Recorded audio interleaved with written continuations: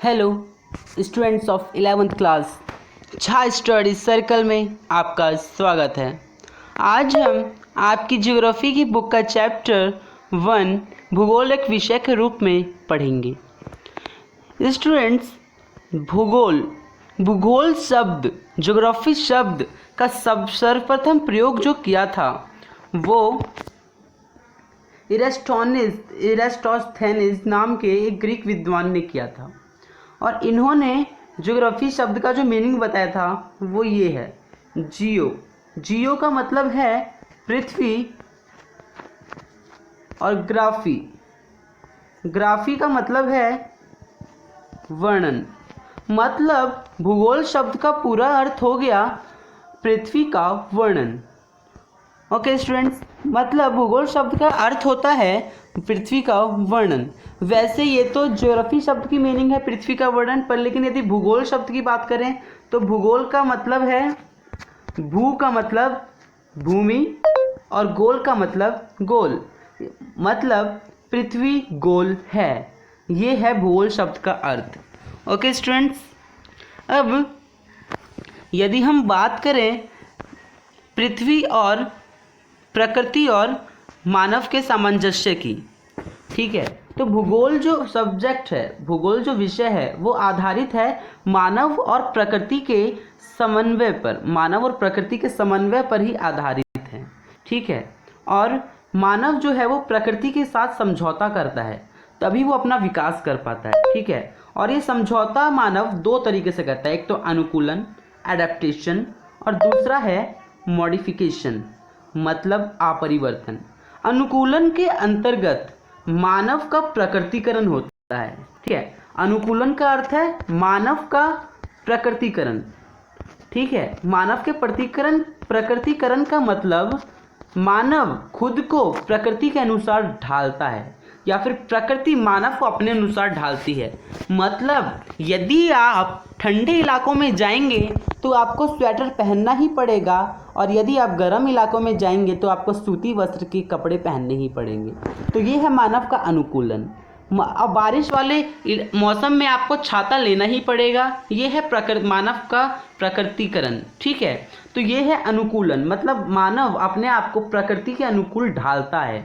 ठीक है, अब बात करें मॉडिफिकेशन की, तो मॉडिफिकेशन का मतलब, अपरिवर्तन का मतलब है मानव ने प्रकृति द्वारा दी गई हर संभावनाओं का उपयोग किया है, उसने तकनीकों की खोज की है और अपने लिए विकास के अवसर जुटाए हैं, उसने अपने विकास को संभव बनाया है और आज वो आदिम अवस्था से आधुनिक मानव बन गया है। तो ये है प्रकृति का मानवीकरण। ठीक है स्टूडेंट्स, और स्टूडेंट्स ये जो भूगोल जो विषय है वो मानव और प्रकृति की इसी अंतर प्रक्रियात्मक संबंध का अध्ययन करता है। ठीक है स्टूडेंट्स, भूगोल मानव और प्रकृति के बीच इसी अंतर प्रक्रियात्मक संबंध का अध्ययन करता है। ओके स्टूडेंट्स, एक वैज्ञानिक विषय के रूप में भूगोल 3 वर्गीकृत प्रश्नों से संबंधित है। ठीक है, तो पहला आपका जो प्रश्न है वो है क्या, मतलब पृथ्वी पर क्या क्या पाया जाता है, और जो दूसरा आपका प्रश्न है वो है कहाँ पाया जाता है। ठीक है, और तीसरा प्रश्न है क्यों, वो क्यों है, मतलब जो भी है वो क्यों है, बारिश हो रही है तो बारिश क्यों हो रही है। ठीक है स्टूडेंट्स, अब जो हमारा अगला टॉपिक है वो है भूगोल एक समाकलन विषय के रूप में। ठीक है, इसका मतलब कि इंटीग्रेटिंग सब्जेक्ट के रूप में ज्योग्राफी। ठीक है, तो भूगोल एक संश्लेषणात्मक विषय है। ठीक है, ये एक सिंथेसिस सब्जेक्ट है। ठीक है, जो कि क्षेत्रीय संश्लेषण का प्रयास करता है और इतिहास कालिक संश्लेषण का प्रयास करता है। मतलब इसके अंदर सारे के सारे सब्जेक्ट संश्लेषित हैं, सारे के सारे विषय समाकलित हैं। ओके स्टूडेंट्स,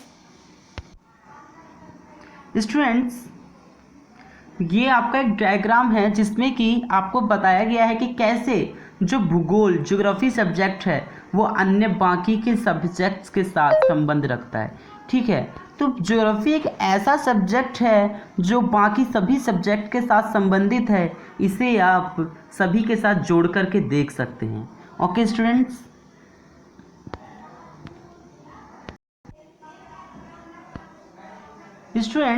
अब जो हमारा नेक्स्ट जो टॉपिक है वो है भूगोल की शाखाएं। ओके स्टूडेंट्स, तो भूगोल की शाखाएं, यदि हम भूगोल की शाखाओं की बात करें तो अलेक्जेंडर वॉन हम्बोल्ट ने एक शाखा बताई थी, वो है क्रमबद्ध भूगोल या फिर विषय वस्तुगत भूगोल। और उन्हीं के एक मतलब समकालीन भूगोलवेत्ता थे, वो है कार्ल लिटर। उन्होंने जो दूसरी जो शाखा बताई थी वो है प्रादेशिक भूगोल की। ठीक है, तो क्रमबद्ध भूगोल या फिर विषय वस्तुगत उपागम में एक तथ्य का पूरे विश्व स्तर पर अध्ययन किया जाता है। ओके स्टूडेंट्स, क्रमबद्ध भूगोल में एक तथ्य का पूरे विश्व स्तर पर अध्ययन किया जाता है। ओके, और फिर जो है क्षेत्रीय स्वरूप के आधार पर उसका निष्कर्ष निकाला जाता है। स्टूडेंट्स, और प्रादेशिक भूगोल में किसी भी तथ्य का एक क्षेत्र विशेष के संबंध में रखकर उसे अध्ययन किया जाता है। ओके स्टूडेंट्स,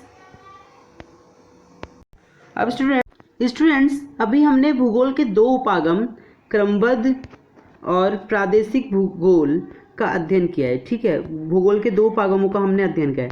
अब हम इन्हीं के आधार पर भूगोल की शाखाओं का अध्ययन करेंगे। ठीक है, तो सबसे पहले हम क्रमबद्ध उपागम के आधार पर भूगोल की शाखाओं का अध्ययन कर लेते हैं। ठीक है, तो भूगोल की जो शाखा है क्रमबद्ध उपागम के आधार पर, वो पहली शाखा है भौतिक भूगोल की। भौतिक भूगोल में जो पहला आपका जो कंसेप्ट आता है वो आता है भूआकृति विज्ञान का। ठीक है, भूआकृति विज्ञान में जो है आप अध्ययन करते हैं कि कहाँ पहाड़ हैं, कहाँ पठार हैं। ठीक है, भू आकृतियों के बारे में, उनके क्रमिक विकास के बारे में, इन सब के बारे में आप अध्ययन करते हैं। और जलवायु विज्ञान में आप जलवायु के बारे में, कहाँ का मौसम कैसा है, कहाँ की जलवायु कैसी है, कहाँ की वायुमंडलीय संरचना कैसी है, इन सब का आप अध्ययन करते हैं। ठीक है, और जल विज्ञान में कहाँ पे समुद्र हैं, ठीक है, कहाँ समुद्र है, कहाँ नदी है, कहाँ झील है, और अन्य सभी जलाशय वगैरह कैसे हैं, कहाँ का भौमजल वगैरह कैसा है। ठीक है, ये सब आप अध्ययन करते हैं। ओके स्टूडेंट्स, और मृदा भूगोल में जो है स्टूडेंट्स आप मिट्टी के निर्माण की प्रक्रिया, मिट्टी के प्रकार, उनकी उत्पादकता स्तर, कहाँ की मिट्टी कैसी है, ठीक है, उनका वितरण व उपयोग वगैरह का अध्ययन करते हैं। ओके स्टूडेंट्स, अब दूसरी जो आपकी भूगोल की शाखा है क्रमबद्ध भूगोल के आधार पर, वो है मानव भूगोल की। और मानव भूगोल के अंदर जो आपका पहला कंसेप्ट आता है वो है सामाजिक और सांस्कृतिक भूगोल। ठीक है, सामाजिक और सांस्कृतिक भूगोल के अंतर्गत आप समाज की गत्यात्मकता, ठीक है, इसकी प्रादेशिक गत्यात्मकता और समाज का योगदान और इनकी सांस्कृतिक तत्वों का अध्ययन करते हैं। ठीक है, और जनसंख्या व अधिवास भूगोल, जनसंख्या भूगोल के अंतर्गत आप जनसंख्या वृद्धि, जनसंख्या घनत्व, लिंग अनुपात, प्रवास, इन सब का अध्ययन करते हैं। ठीक है, जनसंख्या की व्यावसायिक संरचना कैसी है। ठीक है, जबकि अधिवास भूगोल में आप ग्रामीण तथा नगरीय अधिवासों के वितरण के प्रारूप तथा अन्य विशेषताओं वगैरह का अध्ययन करते हैं। ओके स्टूडेंट्स, और आर्थिक भूगोल में जो है आप अध्ययन करते हैं मानव की आर्थिक क्रिया। ठीक है, जैसे कृषि, उद्योग, पर्यटन, व्यापार, परिवहन, अवस्थापना, सेवाओं आदि का अध्ययन करते हैं। ठीक है, और ऐतिहासिक भूगोल के अंदर जो है आप उन ऐतिहासिक प्रक्रियाओं का अध्ययन करते हैं जो क्षेत्र को संगठित करती है।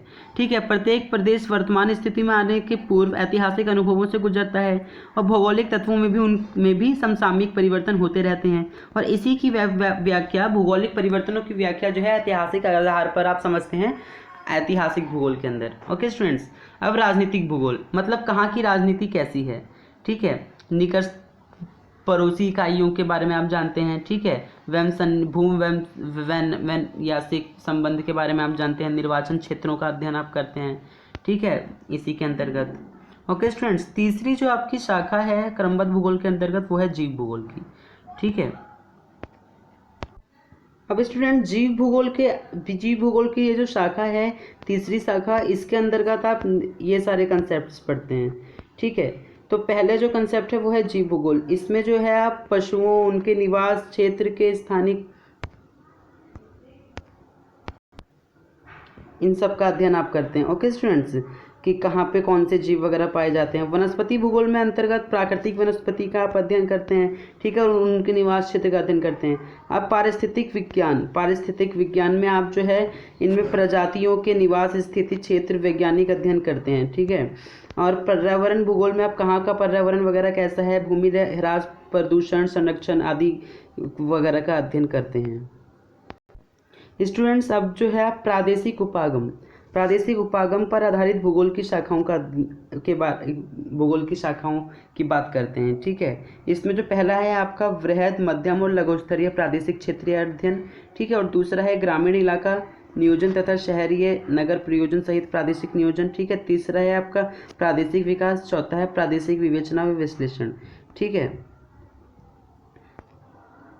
स्टूडेंट्स, अब आपका चैप्टर जो है लगभग हम ख़त्म कर चुके हैं। ठीक है, और लास्ट इसमें अब टॉपिक है वो हम इसमें जो है 2 डेफिनेशन दी गई हैं भूगोल की। ठीक है, पहली जो डेफिनेशन है वो रिचर्ड हॉडसन की है। ठीक है, इसमें जो रिचर्ड हॉडसन ने जो डेफिनेशन दिया है वो है भूगोल का उद्देश्य धरातल की प्रादेशिक क्षेत्रीय अखंडता का वर्णन व व्याख्या करना है। ठीक है, और दूसरी जो इसमें डेफिनेशन है वो है अल्फ्रेड हेटनर की, जो ये कहते हैं कि भूगोल धरातल के विभिन्न भागों के कारणात्मक रूप से संबंधित तथ्यों में भिन्नता का अध्ययन करता है। ओके स्टूडेंट्स, तो यहाँ पे जो है आपका ये चैप्टर जो है फर्स्ट भूगोलिक विषय के रूप में वो ख़त्म हो चुका है। आपको यदि ये वीडियो पसंद आई हो तो इसे लाइक कीजिए और हमारे चैनल को सब्सक्राइब कर लीजिए। इसमें आपको आपकी एकेडमिक्स की सारी वीडियो मिलेंगी। ठीक है, चाहे वो हर सब्जेक्ट की और हर क्लास की। ओके स्टूडेंट्स, और हमारे चैनल का बेल आइकन ज़रूर दबा लीजिएगा ताकि आपको हमारी सभी वीडियो की जो नोटिफिकेशन है वो जल्द से जल्द मिल जाए।